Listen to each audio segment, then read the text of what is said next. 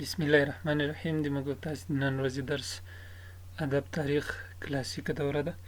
د پښتو ادبیاتو په دغه درس کې موږ تاسو له خیره سره نن په کلاسیکه دوره باندې خبرې کوو. د درس موضوع مو ده د پښتو ادب د دویمې یا کلاسیکي دورې ته یوه کتنه. د پښتو ادب تاریخ دویمه یا کلاسیکه دوره د 10مې هجري پیړۍ له نیمایي څخه راپیل او د 14مې هجري پیړۍ تر لومړیو 12 لسیزو پورې را رسیږي. دلته یوې خبرې ته باید موږ تاسې پام وي چې ادبي دورې د سیاسي جریانونو په شکل باندې منظم پیل او پای نه لري، بلکې په داسې شکل سره وي چې ممکن یوه ادبي دوره روانه وي ورپسې دومه ادبي دوره شروع شي. یعنې د سیاسي جریانونو په شکل باندې دقیقه نیټه، ورځ او میاشت نه لري.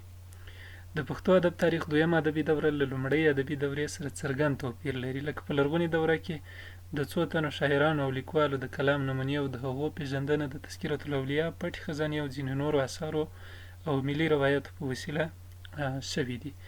په منځنۍ دوره کې بیا په پښتو ادب کې د نن او بهار له سیاسي او ملي خوځښتونو سره سم پښتو ادب د پرمختیا او پراختیا لار وهلې او پراخه ادبي ذخیره موږ تاسو ته ترېنه راپاتې ده.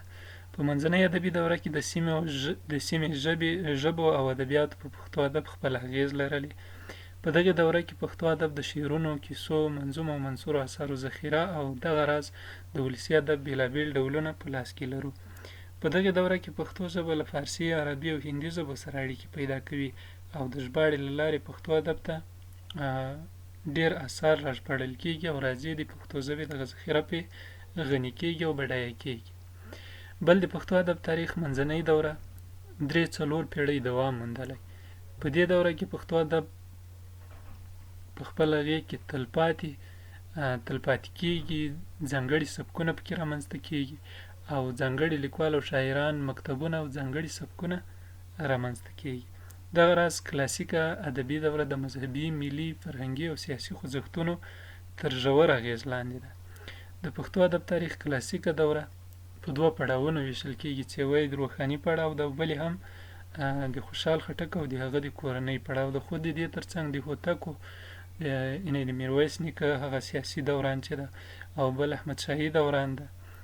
په خوشحال خاني یا د خوشحال خټک او د هغه د کورنۍ په دوران کې دلته حمید مومند هم راځي، دلته رحمان بابا هم راځي.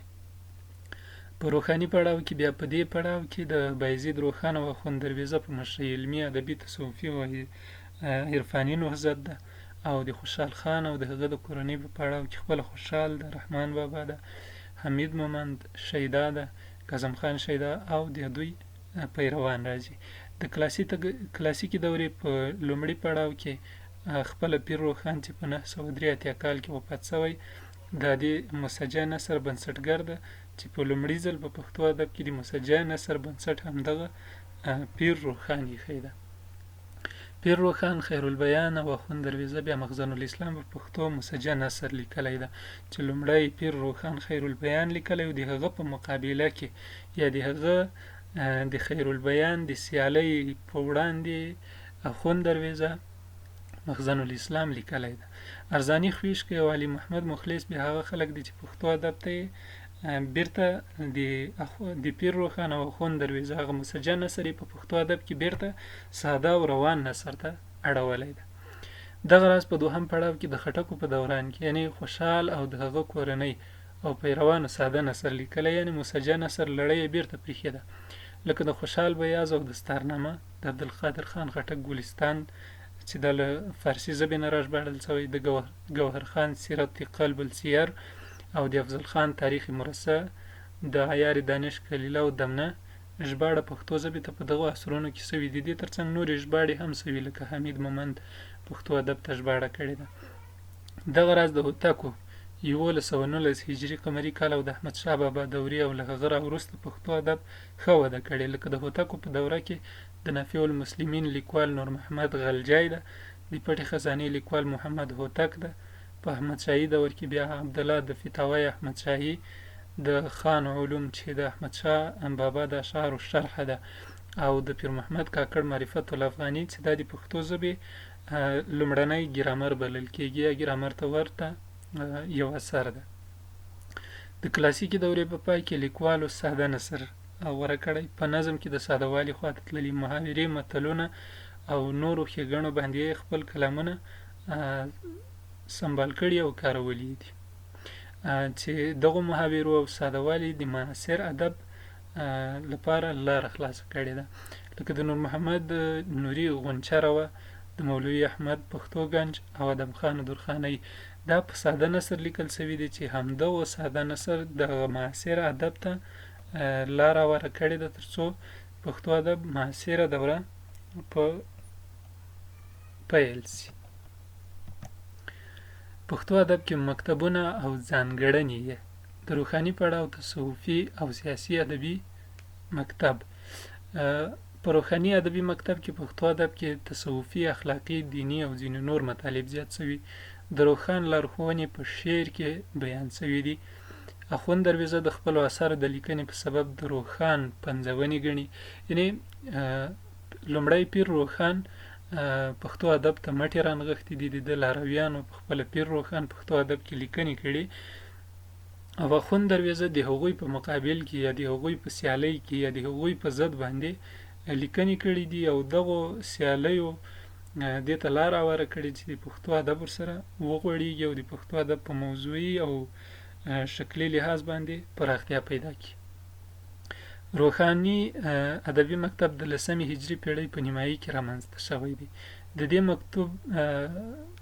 مکتب مخکښ لیکوال چې دی هغه ارزاني ده، مخلص ده، لوڼی ده، ابوبکر کندهاری ده، واصل روښاني ده، میاخان روښاني، میرزا خان انصاري او اورکزی قادرداد او نور دي، چې دا په دې کې ځینې د پیر روښان مسیان دي، زمنې دي او د هغه د لارې یا د هغه مریدان دي. په لنډ ډول باندې به دغه شکل ووایو.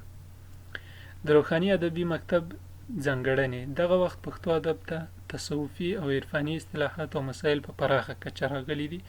له دې وړاندې یوازې د لاهوت کلمه ده چې هغه په لرغونې دوره کې راغلې ده، یا په ډېر ابتدایي شکل باندې په لرغونې دوره کې عرفاني مسایل پښتو ژبې ته راغلي، خو په منځنۍ دوره کې بیا په پراخ ډول باندې پښتو ادب په تصوفي اصطلاحاتو باندې مالامال شوی ده. تصوف او عرفان په پښتو ادب کې د مسلک په توګه راڅرګند شوی. په نثر کې مسجع نثر دود شو. اخلاقي او دیني مسایل ډېر شول، خو حماسي او ملي روحیه بیا په دغو اثارو کې تته ده. له نورو ژبو سره د پښتو اړیکې پیدا شوې او د هندي فرهنګ اغیز پکې ده. د هندي فرهنګ اغیز په دې خاطر ده چې په هغه وخت کې د مغولو سیاسي جریانونه په منطقه حاکم وو او دغو لیکوالو ډیر سفرونه، تجارتونه، تګ راتګ له هندوستان سره دوی له هندي فرهنګ نه اغیزمن وو، نو په همدې خاطر باندې د دوی په لیکنه کې هم هندي فرهنګ اغیزې ښکاري. په دغه ادبي مکتب کې ښځو هم ونډه لرلې، لکه د ښځو له جملې نه بي بي امینه ده چې دا د پیر روښان مور وه، بي بي شمسو ده، مریم خاتون ده، کمال خاتون ده، بي بي علایي، تور عادي او داسې نورې میرمنې دي. د خوشحال ادبي مکتب: د دې ادبي مکتب بنسټ خپله خوشحال خټک ایښی ده. په 11مه هجري پیړۍ کې رامنځته شوی ده. په دې ادبي مکتب کې خوشحال، د ده زامن، لمسیان او نور پلویان ګډونوال دي. د شعر لیکوال هجري، عبدالقادر، صدرخان، سکندرخان، ګوهرخان هغه خلک دي چې د دوی شعر په لوړ هنري ارزښت لري. د نثر لیکوال خوشحال، افضل خان، قادرخان او نور لیکوال دي. خپل خوشحال خټک ښه نثر لیکوال و. دغه مهال نظم او نثر ساده والي ته مخه کړې. شعر د شکل او معنا له مخې پراختیا موندلې ده او دغه راز هنري ارزښت پرمختګ کړی ده. ملي احساسات او پښتونولي پکې پالل شوي. د حماسي احساساتو بنسټ رامنځته شوی. انتقاد او غندنه په دې مکتب کې رازرغونه شوې. په دې مکتب کې د معنا ترڅنګ شعري اړخ یا هنري اړخ هم پوخ شوی. په دې مکتب کې نازک خیالي، د مضمون نوښت او هنري اړخ ته هم پام شوی ده. یعنې دا د خوشحال خان ادبي مکتب